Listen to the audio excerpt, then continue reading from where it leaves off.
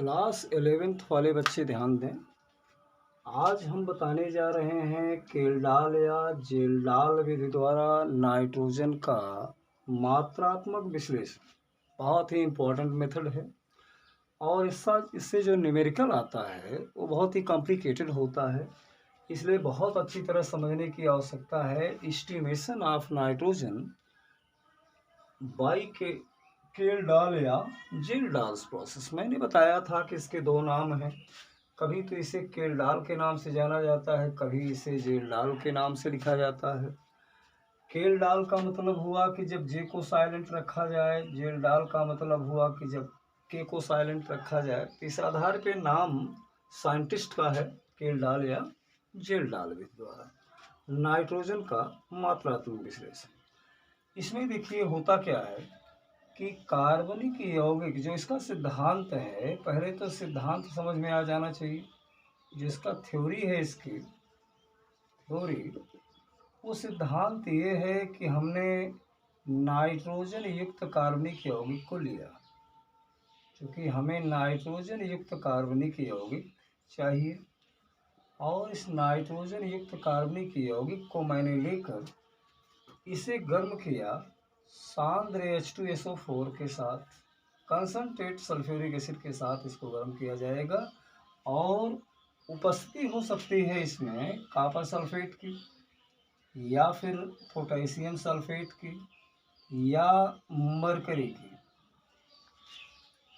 इस प्रकार से अगर इनको हम गर्म कर देंगे तो सल्फ्यूरिक अम्ल के प्रभाव में जो भी नाइट्रोजन हमारे कार्बनिक यौगिक में उपलब्ध होगा वह पूरी तरह से अमोनियम सल्फेट में बदल जाएगा, NH4 अमोनियम सल्फेट में जितनी भी नाइट्रोजन उसमें उपस्थित होगी वो सारी की सारी परिवर्तित हो जाएगी अमोनियम सल्फेट में। तो इस प्रकार से हम एक काम तो ये करते हैं कि पहले तो हम जो भी अपना कार्बनिक यौगिक है जिसमें हमें नाइट्रोजन का आकलन करना है, उसे हम कंसनट्रेट सल्फ्यूरिक एसिड के साथ कॉपर सल्फेट या पोटेशियम सल्फेट या मरकरी के साथ की उपस्थिति में गर्म करेंगे। तो जिससे हमारी जो नाइट्रोजन इसमें उपलब्ध है वो सल्फ्यूरिक अम्ल के साथ रिएक्शन करके अमोनियम सल्फेट में परिवर्तित हो जाएगी। और उसके बाद इस अमोनियम सल्फेट को हम अगर NaOH या KOH के साथ गर्म करते हैं, NaOH या KOH के साथ अगर इसे गर्म किया जाए, हीट किया जाए, तो ये कहने का मतलब बन जाएगा यहाँ से अमोनिया। इस तरह से अमोनिया उत्पन्न हो जाती है। और जब ये अमोनिया उत्पन्न हो जाए तो इस अमोनिया को फिर पुनः सल्फ्यूरिक एसिड, जो कि ज्ञात सांद्रता की होगी, जिसको हम मानक H2SO4 लिख सकते हैं। मानक का मतलब हुआ कि जिसकी नॉर्मलता और सांद्रता दोनों ज्ञात हो। तो ऐसे में अगर जब अमोनिया गैस को सल्फ्यूरिक एसिड के संपर्क में लाया जाएगा तो पुनः वो अमोनियम सल्फेट में कन्वर्ट हो जाएगा।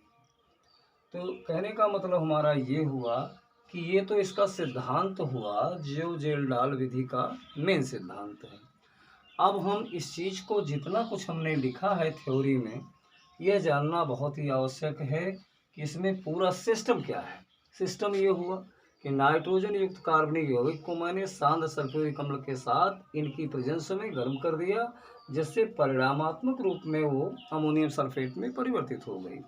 अब जब ये अमोनियम सल्फेट में परिवर्तित हो जाए तो फिर इसको हम NaOH या KOH के साथ हीट कर देंगे, जिससे अमोनिया गैस उत्पन्न होगी। इस अमोनिया गैस को मानक सल्फ्यूरिक अम्ल यानी स्टैंडर्ड सल्फ्यूरिक एसिड में एब्जॉर्ब कराया जाएगा।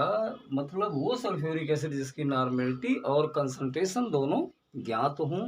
तो पुनः जो है ये अमोनिया और H2SO4 आपस में क्रिया द्वारा क्या बना लेगी, अमोनियम सल्फेट बना लेगी। इस प्रकार से ये तो केल्डाल या जेल्डाल विधि का सिद्धांत रहा। अब इस चीज़ को हम करते कैसे हैं, ये आप उपकरण में देखें। तो इसके लिए किया क्या जाएगा कि आपने इसमें आपको एक स्टैंड लेना पड़ेगा। इस तरह से एक स्टैंड ले लीजिए और इसमें इस प्रकार से एक फ्लास्क ले करके और इसको बाकायदा तार की जाली पर रख करके इसको इस प्रकार से हीट करना पड़ेगा। इस प्रकार से इसको हम एक बर्नर लगा करके इसको हीट करेंगे। और हीट का मतलब ये हुआ कि ये थोड़ा सा इस प्रकार से एक पैक रहेगा। इसके अंदर अब क्या लिया गया, इसके अंदर लिया जाएगा कार्बनिक यौगिक हमने लिए। और इस कार्बनिक यौगिक में क्या मिलाया गया, सांद्र H2SO4, सांद्र सल्फ्यूरिक एसिड मिलाया, कॉपर सल्फेट या K2SO4 या EHG की उपस्थिति में। तो कन्फर्म है कि इतना सब करने के बाद इस फ्लास्क को हम थोड़ा सा स्टैंड की सहायता से यहाँ कस देंगे ताकि ये सुरक्षित रहे। तो इसे आप कह सकते हो कि ये जेलडाल फ्लास्क है। इसे कहा जा सकता है कि ये जेलडाल फ्लास्क है। और इस फ्लास्क के अंदर मैंने सांद्र सल्फ्यूरिक अम्ल के साथ इनकी उपस्थिति में मैंने इसको हीट किया। इसका मतलब ये हुआ कि अमोनियम सल्फेट तो जाहिर सी बात है यहाँ बन गया होगा। अब क्या करेंगे आगे इसके चित्र में देखिए कि इसमें फिर एक प्रकार का ये सिस्टम रखना पड़ेगा कि एक और फ्लास्क लेना पड़ेगा। ये आसवन फ्लास्क है। आसवन फ्लास्क ले करके इस प्रकार से ये आसवन फ्लास्क मैंने ले लिया। अब इसको बाकायदा क्या किया जाएगा, इसको स्टैंड पर पुनः कस दीजिए ताकि ये अभी और हीट करना पड़ेगा इसको। तो इस प्रकार से इसको रख करके और नीचे इसको बर्नर लगाइए और बर्नर लगा करके इसको आप हीट कर दीजिए इस तरह से। अब इसमें अब क्या लिया जाएगा, अब वो लिया जाएगा जो यहाँ अमोनियम सल्फेट बना है, यानी इसमें डाइजेस्टेड मास, इसको आप लिख सकते हो डाइजेस्टेड मास। डाइजेस्टेड मास का मतलब हुआ कि जो कुछ यहाँ बना है अमोनियम सल्फेट वो डाइजेस्टेड मास कहलाएगा। प्लस NaOH के साथ इसको गर्म कर दिया जाए। और इसके ऊपर जो है इसमें देखिए इस प्रकार से ये सिस्टम होता है कि आप उसी प्रकार से इस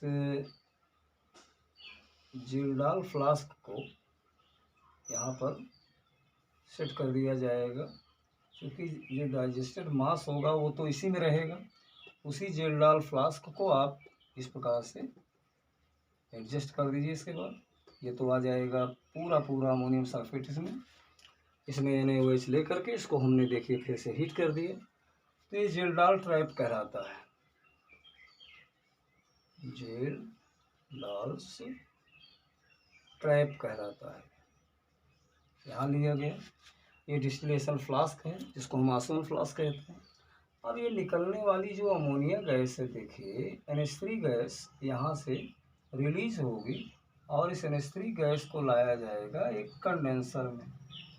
इस प्रकार से एक कंडेंसर यहाँ पर ये लगाया गया और इस कंडेंसर का जो संपर्क है आप वो इस प्रकार से दिखाइए। कंडेंसर को, कंडेंसर जो होता है वो इस प्रकार से दिखाया जा सकता है। इस कंडेंसर में जब जैसे ही अमोनिया गैस आएगी वो लिक्विफाइड हो जाएगी, द्रवित हो जाएगी। यानी अमोनिया तो यहाँ गैस के रूप में आ रही है, लेकिन ये अमोनिया जब कंडेंसर के अंदर आएगी, कंडेंसर में देखिए वाटर का निष्कासन और वाटर का इंट्रोड्यूस, ये दोनों चीज़ें साथ साथ होती रहती हैं इस कंडेंसर में। इधर से वाटर एंट्री होगा, इधर से आउट हो जाएगा। और इस प्रकार से जब अमोनिया गैस द्रव के रूप में आ गई तो इस प्रकार से इसमें एक मानक विलयन आप सल्फ्यूरिक एसिड का ले करके इसमें आपको एब्जॉर्ब करा देना है। इसमें मानक H2SO4, मानक H2SO4 यानी H2SO4 की नॉर्मलता और आयतन दोनों ज्ञात होंगे। इस प्रकार से इस कंडेंसर को भी आप किसी स्टैंड की सहायता से कस देना चाहिए, अन्यथा ये गिर जाने की संभावना होगी इसकी।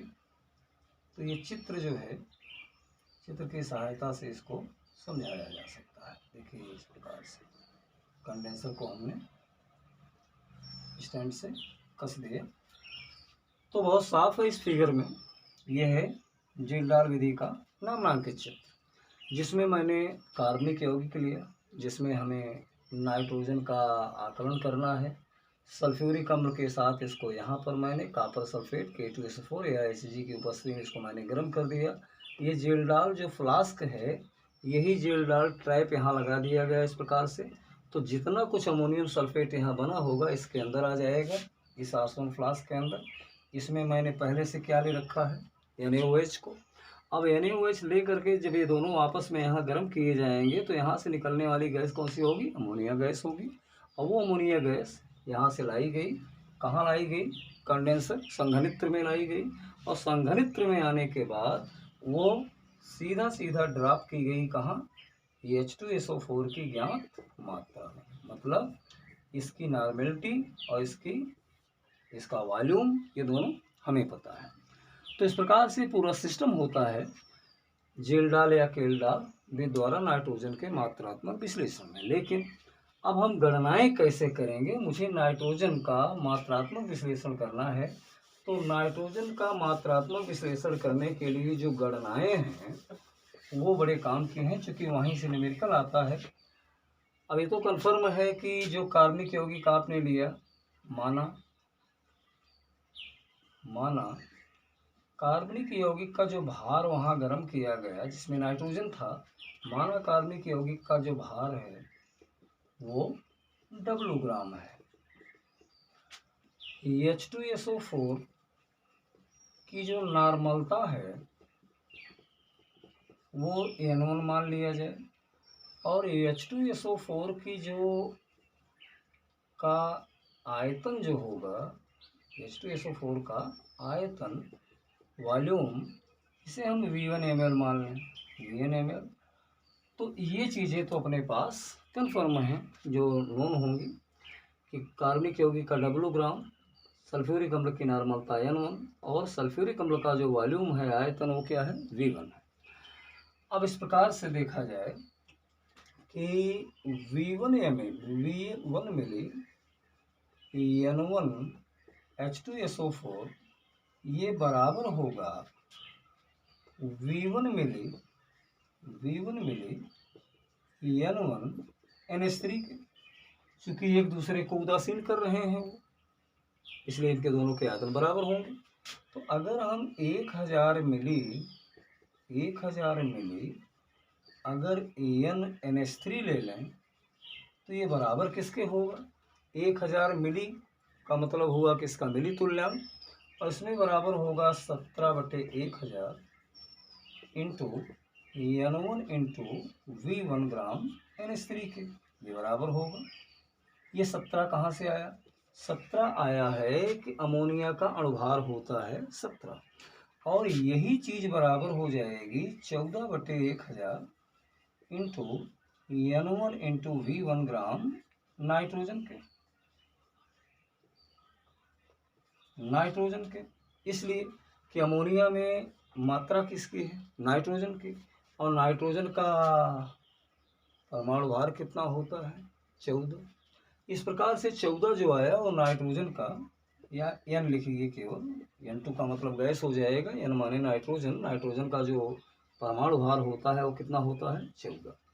इस प्रकार से नाइट्रोजन की अगर हमें प्रतिशत मात्रा निकालनी है तो अपने पास फार्मूला हो गया 14/1000 इंटू N1 इंटू V1 बटे कार्बनिक यौगिक का भार जो W ग्राम था, और मल्टीप्लाई कर दिया जाए 100 से। क्योंकि परसेंटेज अमाउंट निकालना है तो 100 से मल्टीप्लाई करना पड़ेगा। तो यहाँ से 2 जीरो तो कट जाएंगे, देखिए इस प्रकार से, और 14 को अगर 10 से डिवाइड किया जाए तो ये आ जाएगा 1.4। यानी कुल मिला करके ये आ गया फार्मूला आपका 1.4 हो गया इंटू N1 हो गया इंटू V1 हो गया अपॉन W।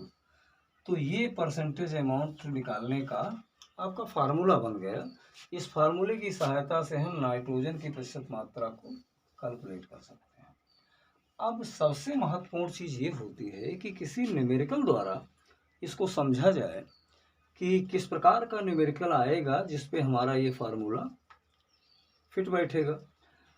तो आइए एक न्यूमेरिकल से आपका परिचय करवाते हैं। न्यूमेरिकल होगा 0.35 ग्राम कार्बनिक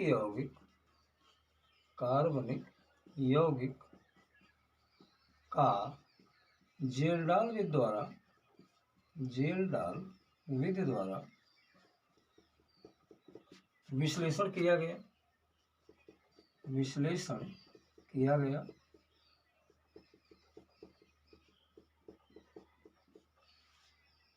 उत्पन्न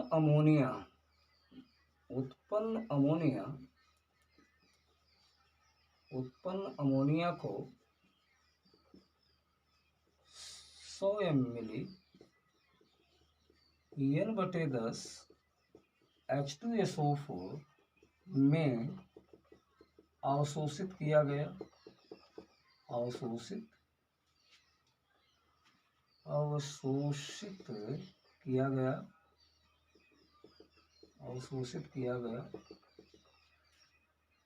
शेष अम्ल को उदासीन करने के लिए 30 मिली N/10 NaOH विलयन की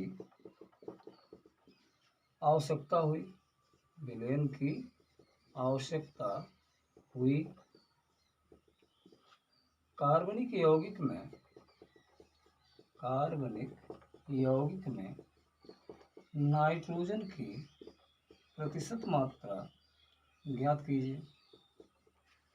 तो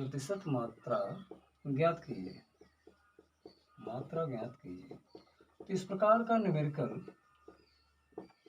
आ सकता है।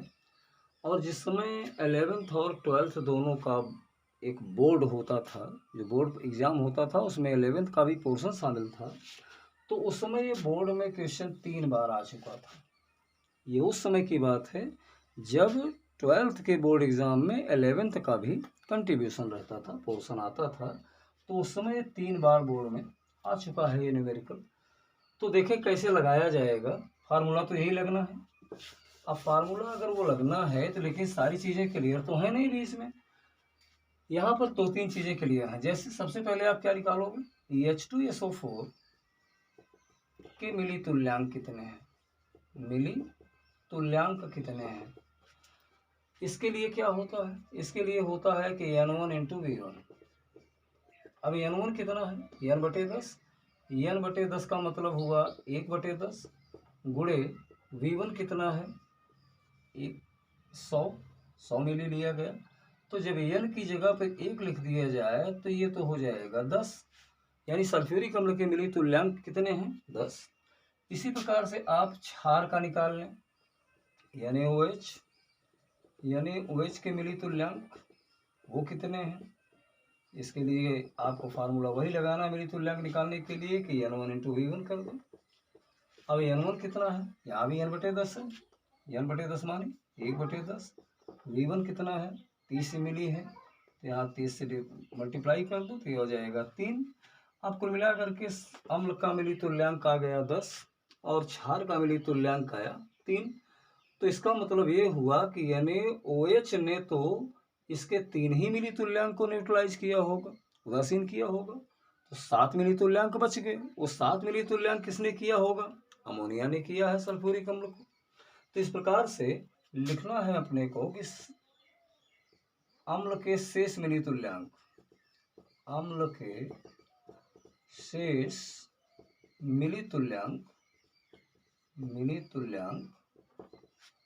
जो NH3 द्वारा उदासीन होते हैं, उदासीन होते हैं। तो वो कितने हैं? आप यहाँ 10 - 3 बराबर कितना? 7। इस 7 का मतलब हुआ कि N1 V1 आ गया, यानी कुल मिला करके N1 V1 या ENV कह लीजिए। जो भी फार्मूले में N इंटू V था, तो ये टोटल जो आएगा ये मिली तुल्यांक होता है N इंटू V, ये आ गया। अब जब इतना सब पता लगने के बाद तो सीधा सीधा नाइट्रोजन की प्रतिशत मात्रा निकालने का फार्मूला लगा दो, 1.4 इंटू N इंटू V अपान W। ये फार्मूला अभी बताया गया, जेरडाल द्वारा डेरिवेशन करके निकाला गया। तो आप लगा दीजिए 1.4 हो गया और N और V की जगह पर कितना आया? 7 आया। अपान W कितना है? 0.35 ग्राम कार्बनिक यौगिक लिया गया। तो अब इसको अगर सब सॉल्व कर लिया जाए तो यह आ जाएगा 28%। तो इस प्रकार का न्यूमेरिकल जेरडाल द्वारा ये पूछा जाता है और बहुत ही इम्पोर्टेंट रिएक्शन होगा ये, मतलब इम्पोर्टेंट क्वेश्चन होगा ये इस प्रकार से। और इसका जो आंसर है वो आंसर देखिए इस प्रकार से क्लियर कर लेना चाहिए। सबसे पहले हम प्रश्न को पढ़ें, आप तुरंत अम्ल का मिली तुल्यांक निकाल लें, क्षार का मिली तुल्यांक निकाल लें, कुछ नहीं करना है, नॉर्मलता गुणे आयतन करना है। अब चूंकि सल्फ्यूरिक अम्ल के मिली तुल्यांक ज़्यादा हैं और NaOH के मिली तुल्यांक कम हैं, तो इसका मतलब अम्ल का शेष मिली तुल्यांक होगा। इसमें कितना होगा? 7 मिली तुल्यांक। जो अम्ल का बचा उसे इसका मतलब अमोनिया ने उदासीन किया। तो N क्या है? सल्फ्यूरिक अम्ल की नॉर्मलता जो अमोनिया द्वारा न्यूट्रलाइज हुई। V क्या है? सल्फ्यूरिक अम्ल का आयतन जो अमोनिया द्वारा न्यूट्रलाइज हुआ। तो कुल मिला करके N और V का मल्टीप्लिकेशन क्या कहलाता है? यही होता है शेष बचा मिली तुल्यांक। इस प्रकार से करेक्ट आंसर आपका आ गया 28%।